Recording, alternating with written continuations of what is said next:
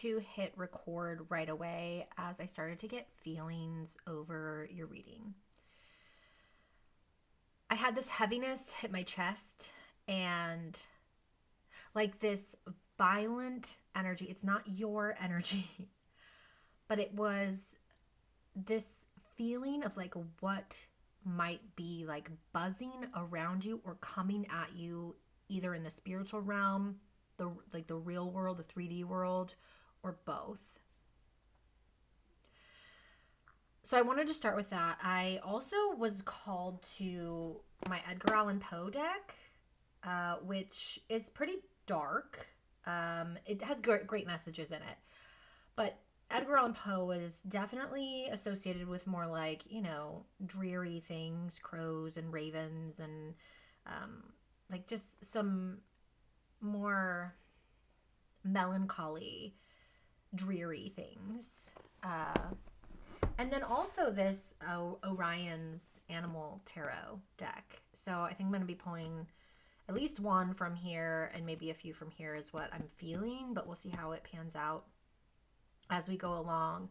But the Orions, even though it's spelled different, the Orion reminds me of Orion in the sky, which is the hunter. And so that energy of like hunter being hunted also reminds me of like Orion grays, which if you don't know what that is, it's my association, and my right ear's ringing, which is my warning ear. It's my association, and this deck can sometimes be pretty cutting with its messages too, like really direct with its messages, which is something that I'm actually really known for in the readings that I do, is that I'm the one that your guides know will cut through any illusion. I'm a Scorpio sun and I'm a Leo moon. And so with that combination, with my Gemini rising makes me approachable, makes me fun, makes me exciting, makes me so that people, when they first see me, they're engaged for the most part. But then my Scorpio sun is what makes me dive really deep, and my Leo moon makes me confident in it. I've also got this. I don't like to call the goddess Isis a dark goddess, but she is what I would consider a dark divine feminine. So she also goes very deep. She reminds me of a Scorpio energy because she both brings clarity and a sword with her energy. And so that was the oracle deck that I was called to. But then I also was called to the Angels of Atlantis. So archangels being in here. So definitely a very bright energy too. So it feels to me, getting into this reading for you, which thank you for purchasing this reading, is that you are deeply complex, and likely your life reflects that depth. Some of the things that you've had to face, some of the things that you've had to go through. I'm going to steer clear of specific triggering topics. But my guides and your guides have informed me that you have been through some horrific things in your life. And so I'm going to sit here face to face with you. I'm getting a little teary-eyed right now. I can't pause this video. I wish I could, because I would right now. But you're just going to get me as I am here. All the empathy to you for the journey that you've had to travel and are traveling. Because I do believe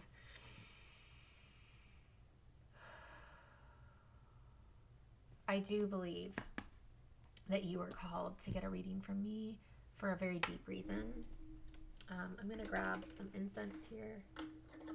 What are we going to get here?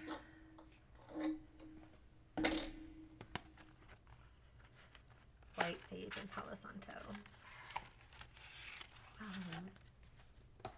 I feel honored to be able to read for you. I thoroughly enjoy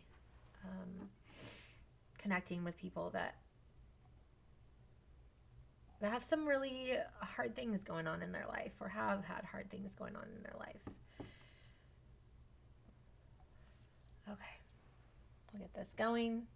Every time that I do a reading, I do so for the highest good of the person in front of me. I do post these out to social media places,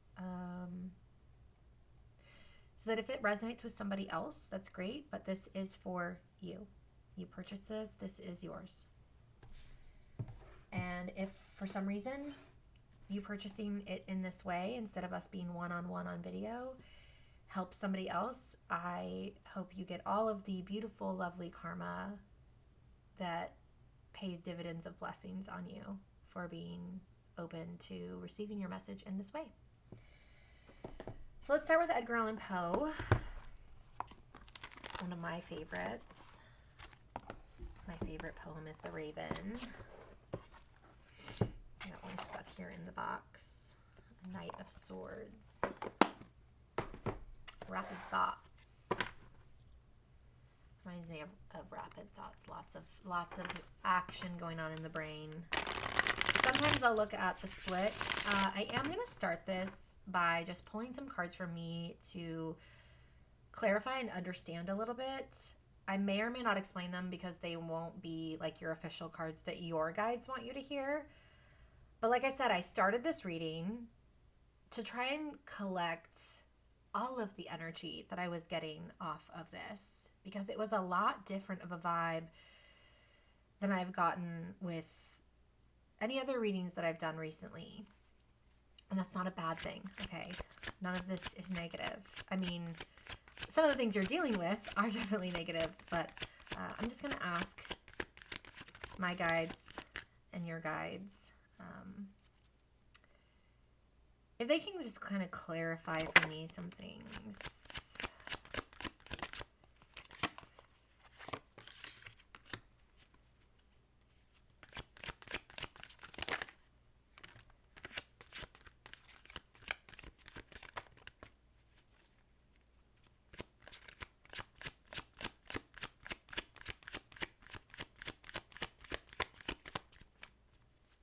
One more, please. Thank you. Okay.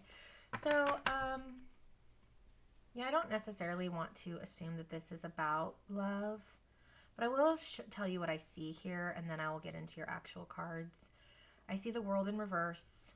I see the Knight of Cups upright.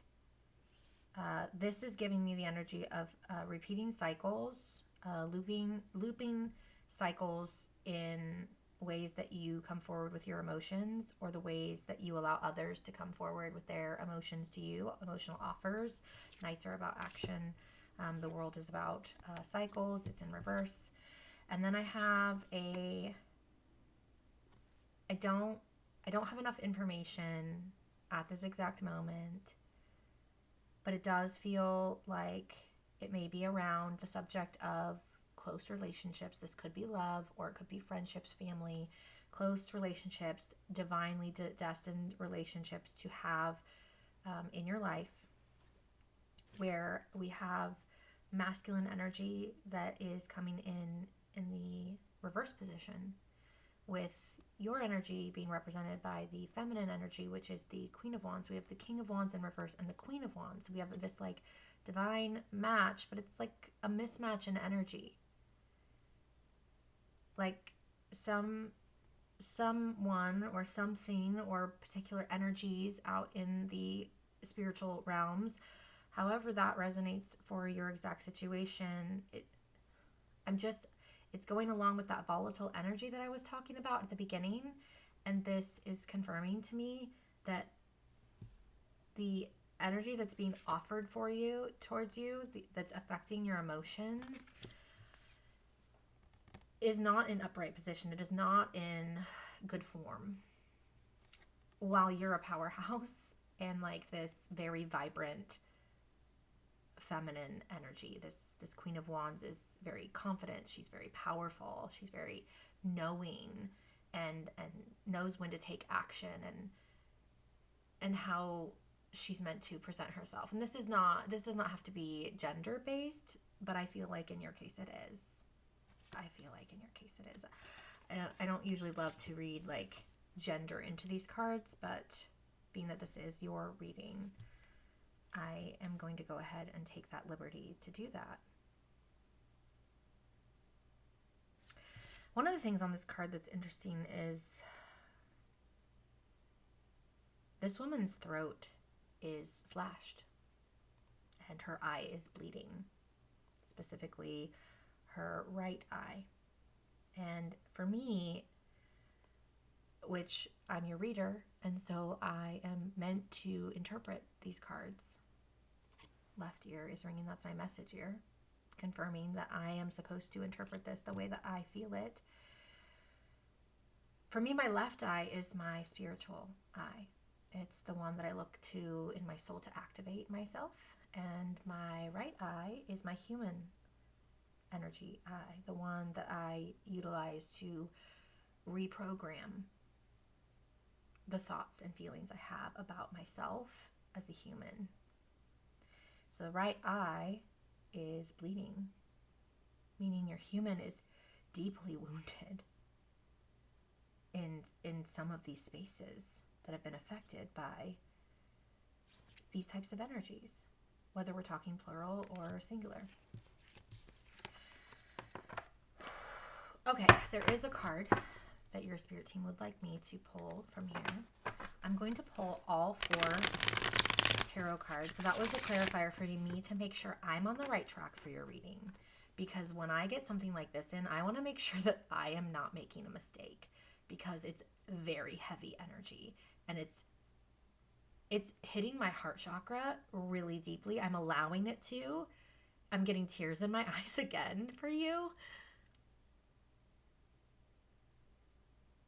And I don't want to bring a reading into a direction that it's not meant to go.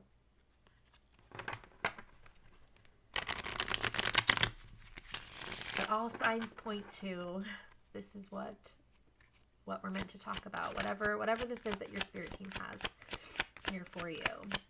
So with that, the highest good of this beautiful individual involved in this reading,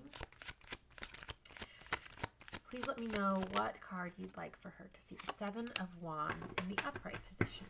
Wonderful. So we're going to take the 7 of Wands and we're going to put it to the side for now. I really do feel like I'm supposed to pull 3 from here. Maybe 13 is significant for you. 1 and 3. We have the Strength card here on the bottom. That for me is another indicator, like you're strong, just like that Queen of Wands. Like this would be another clarifier for me. And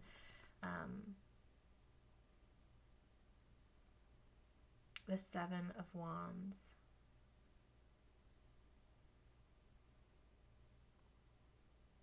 You know, they're telling me to wait on interpreting the 7 of Wands. Okay, we're gonna wait.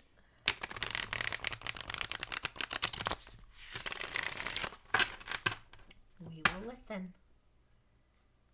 Sirens in the background. Those remind me of protection. Someone needing assistance. Something pretty serious assistance. Also reminds me of Archangel Michael. I'm wearing this is blue. My cup is blue. Also, there's ravens on my cup too. Ravenclaw, which remind me of Poe. And then I'm wearing this blue. I have yellow underneath, but I felt called to wear blue for your reading.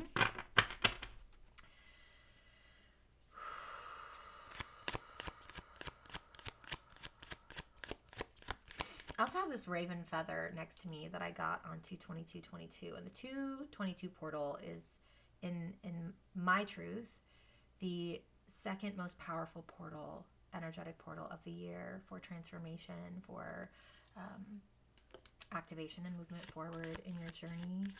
A great, wonderful time for change, especially in relationships.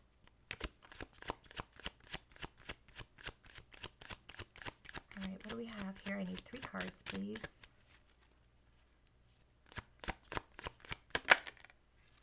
We have the 7 of Cups in the reverse position. Looks like it has a narwhal on it. I love this. We have the King of Swords coming out sideways. And what do you know? It looks like there's a crow or a raven on that guy. That's rad. I love how much they had me talk about ravens and crows. It looks like a raven, but you know, I'm not the best at telling them apart. Usually you can see it in the beak. This one does appear to have the bigger beak like a raven. Oh, and then we have the tower in reverse. All right, and some type of fish on that.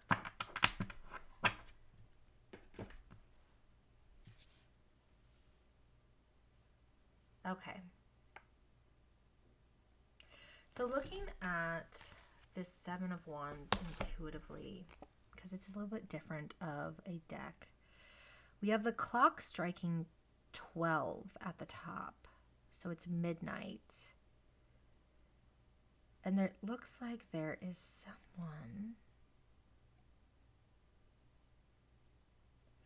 It looks like there's someone holding a candle, but the energy from the candle looks like it's being messed with this entity that's standing behind it. So there may be some energy that is trying to mess with your power. And I don't know if you can see that well there, but there's like a little wispiness to that energy of that candle. It's quite an interesting card. Red and green are opposites on the color wheel, so this may be an opposing energy, some type of an opposing energy. Now, whether we're talking about an actual person in your life or like energetic interference and a need for stronger protection around your energy and around the work that you do and around your emotions, some energy clearing, that's still to be determined right now.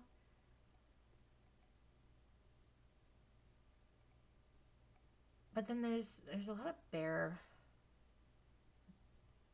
walls. So there's time involved. There's lights involved here. Let's see how this Edgar Allan Poe deck explains this Seven of Wands upright. So they use defense, protection, competition, territory challenges, confidence, and preparation. So I didn't want to like use the words I normally would use for this. It's like a standing of your ground card, the Seven of Wands. Usually, you know, after a lot of success of the Six of Wands, the Seven of Wands comes along and someone tries to challenge the growth that you've done or the success that you've had. Someone tries to knock you down a peg or two or wants to take you off your pedestal or try to switch places with you. Some type of thing, interfere with your build, your success. This is probably gonna be a longer reading, so I feel like they just keep getting longer the more that I do these. But let's read this. It says, in the Masque of the Red Death, Prospero hosts a party in his abbey while a plague ravages on the countryside. In this image, Prospero defends himself against the Red Death as a clock behind them strikes midnight. The Red Death was tall and gaunt and shrouded from head to foot in the habiliments of the grave. Prospero defended himself against the Red Death in a room that was shrouded in black velvet tapestries that hung all over the ceiling and down the walls. Even the carpet is black. Poe foreshadows a loss for Prospero when the clock's pendulum swings to and fro with a dull, heavy, monotonous clang. Every hour the clock's clang served as a reminder to the guests that death was fast approaching. Now, death could be transformation in tarot. You may encounter unexpected opposition and jealousy over your recent achievements. Others envy your position and want to knock you out of first place. Secure your position and protect your interests. If you experience negativity from others, simply maintain your position. Believe in yourself and your convictions. Defend yourself calmly and move on. Otherwise, those who don't agree with you will embroil you in arguments. Keep your tribe of confidence close. They will defend you. If you suspect that your activities may incite opposition, build your confidence and recite your defensive dialogue. Stand firm and be courageous. Don't let anyone instill you with doubt or destroy your dreams. That Queen of Wands energy is really, and the Strength card are really like flashing in my mind's eye again, like as a highlight. Like, you are strong, you are confident. Okay, so when we read the meaning of this with the Poe deck, and then we look at the Seven of Cups. The Seven of Cups in the upright position is about a lot of like choices and sometimes having a hard time making choices. In the reverse position, with this card in mind, talking about don't let anyone instill doubt in you of like what you're doing or where you're supposed to go.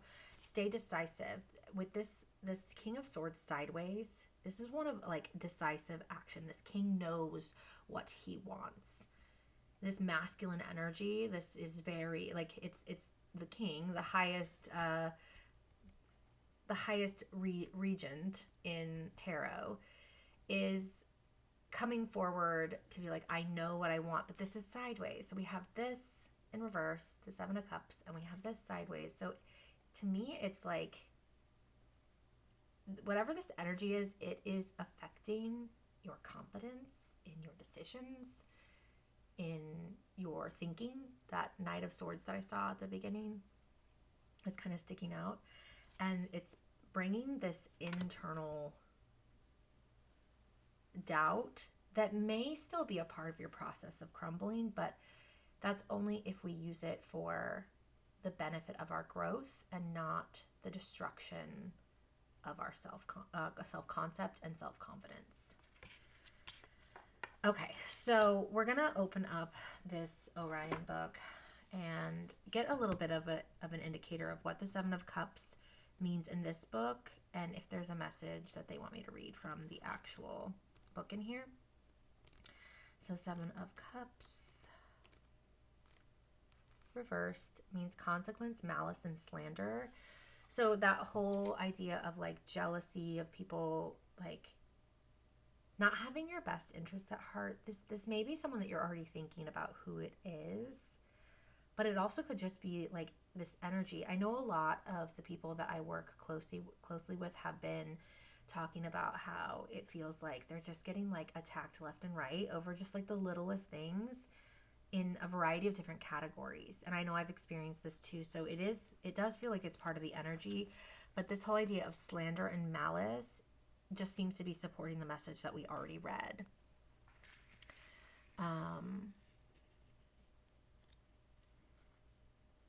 It says hastily formed relationships can lead to lasting bitterness. Opportunities with glitz and glam may only pave the way to ruin. So be mindful of things that seem a little bit too good to be true, or someone trying to put on a mask around you. There may be someone that like you have a feeling about them and your intuition is right about it, but they may be a little more flashy around you. The allure to opportunity might be harder to resist, but your stalwart spirit is needed now more than ever. Instead of going for the most popular choice, consider how each choice will impact you in the long term. And then going on to the King of Swords, there's going to be a little bit of both because it came out sideways, and my guides know that I will read them that way. Where's Swords in here? There it is.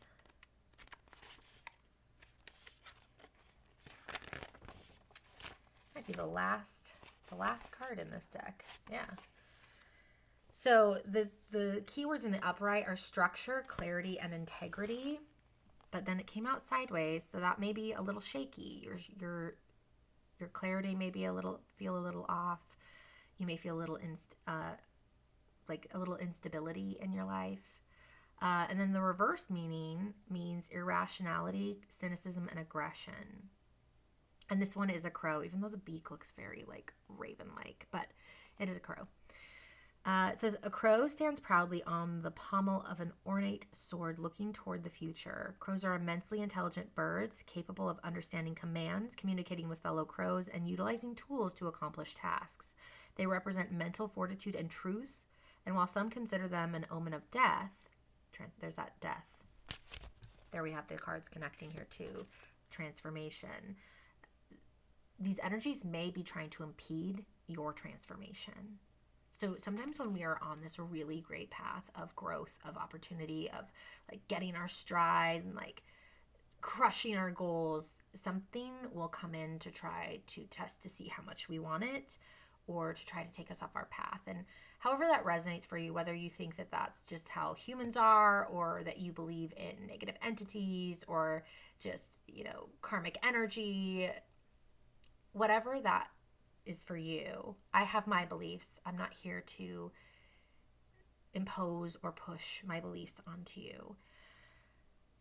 Whatever that is, sometimes it will try to like shake us, and that's where our decisiveness and our structured self can sometimes get our tower can start to crumble, right? The Tower card coming out. So while some consider crows an omen of death, there's also an element of wisdom to them. The King of Swords reminds us to look to the future with logic as our guide. Only then will we make the best choices. And then in the reverse position, it says, when reversed, the King of Swords represents subtlety. You're an authoritative figure, but your voice doesn't need to fill a room to be heard. You are confident, in control, and you know you don't need to throw your weight around to get things done. But take care that you don't misuse this power. Be humble, kind, and helpful.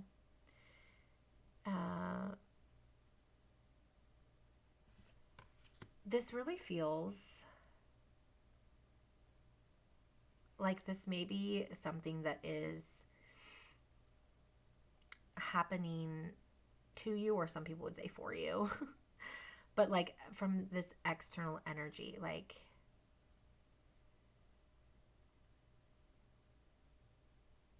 looking to make sure people are being humble, kind, and helpful around you. And if that's not happening, taking an extra look, using your wisdom to discern, using that clarity to discern who's in your life.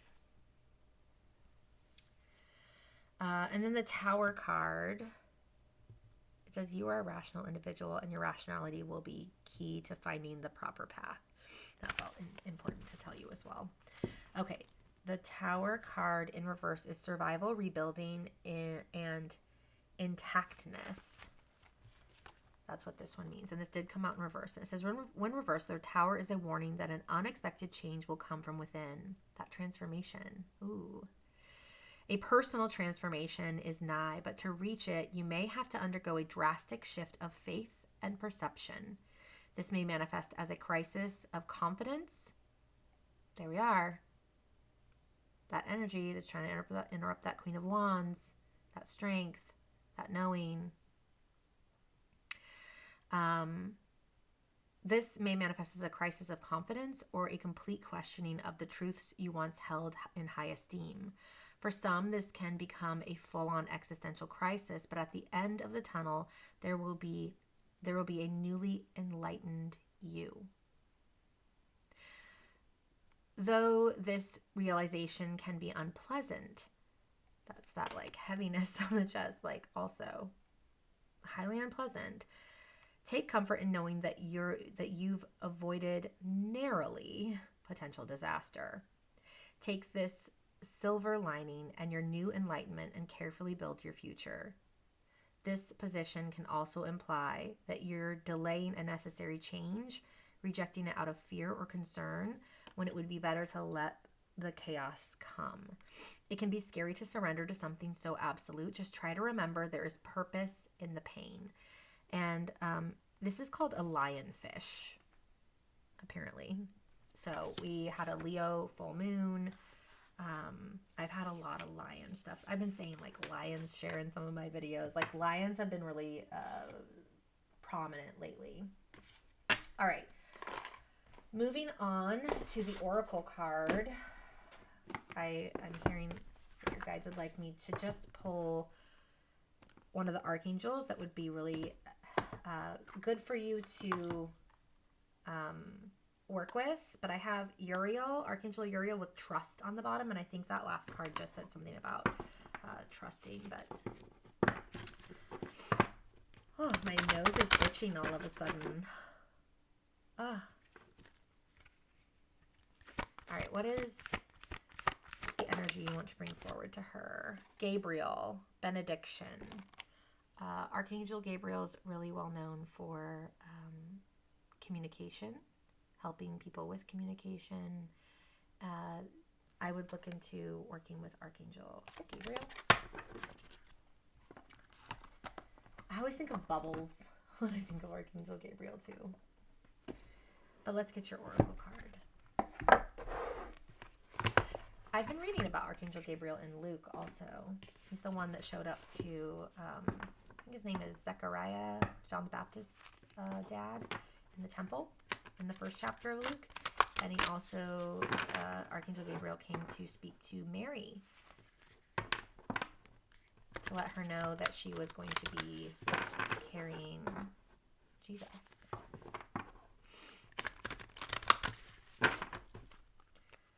All right, what is the card that you would like for me to read to this beautiful soul in front of me?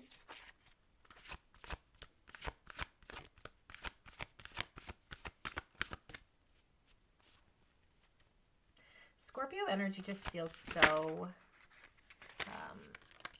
strong. I don't know if you have Scorpio placements in your birth chart, but I was just talking about like the birth, the birth of baby Jesus, and then I just felt like my own birthday, I'm a Scorpio, so my own birthday came in with that V for Vendetta. Remember the 5th of November, which is my birthday. And I'm like, well, that's a weird thing to have come in. And then I just heard like birth chart, Scorpio. And so I'm like, oh, pay attention to some of your Scorpio placements. What house is in Scorpio, and just some other things on your chart. This says the Temple of Black Obsidian, the Dark Healing Chamber. I've never seen this card before. I've never read it. I have a lot of tarot decks, so I have not read every single one that is out there in my collection. But it's always fun for me when there's a new one. So this one says, beloved initiate, the most challenging task is not to confront an external enemy, but to take courage in both hands and journey within to meet our own dark self and begin the healing task of bringing love, acceptance, and light to it. That is the sacred purpose of any enemy, within or without, to bring us more deeply into our own being as we seek to find and heal the darkness within. Well, doesn't this just wrap this up very nicely? The Temple of Black Obsidian is a ruthlessly honest place of raw love and healing, truly profound and lasting. Deep relief and transformation can occur here. There's that transformation again.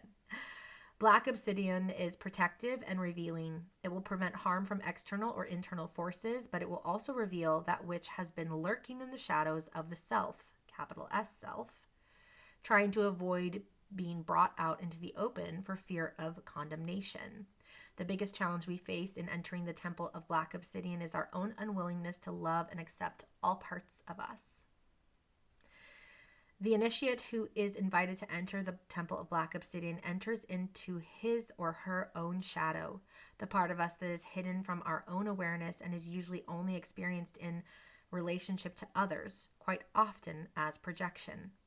Lady Isis, as the dark priestess of the Temple of Black Obsidian, invites you now to confront the parts of your own ego that you have denied previously. Why? Because in doing so, you will gain more freedom, come to know yourself more wholly, and you will find that life experiences, opportunities, relationships, and breakthroughs that you have not been able to reach will suddenly become available to you. The dark chamber always leads to the light chamber, but one cannot avoid the initiation of the temple of black obsidian on the pathway to more light. Isis will assist you in preparing this journey by encouraging you not to allow yourself to become your own worst enemy. Most of the fear we have before the dark chamber of healing is the fear of our own self-criticism and rejection. Isis declares that readiness for the dark chamber requires a willingness to exercise non-judgment, compassion, and readiness to accept the self in all expressions. To safely enter the dark chamber and be healed, you must be prepared to give yourself love unconditionally.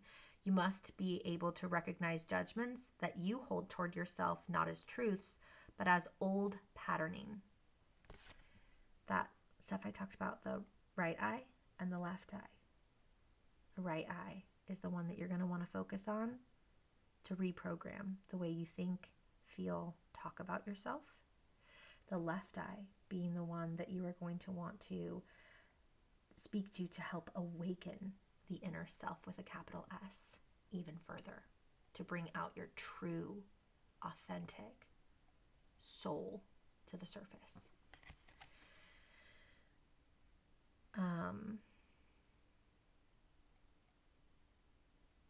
The heart has become willing to love unconditionally, and the initiate must be able to witness feelings that arise with kindness and acceptance, but not fall into them overwhelmed, crushed, or defeated by any darkness found within.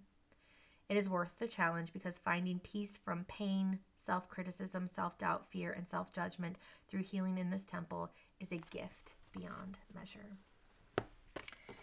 If I ever have the beautiful experience of sitting across from you face-to-face in a one-on-one soul wellness guidance session or reading, then I would absolutely adore that. But if I do not, I thank you for letting me read for you. I hope that you find this reading helpful. I hope that you work your way through some of these darker areas that are heavy right now and only recognize your power, your strength, your light more and more, because inside you, and not very far down, but a little fogged over, it sounds like, is this incredibly confident and strong individual. Do not let anyone knock you from that place, including yourself.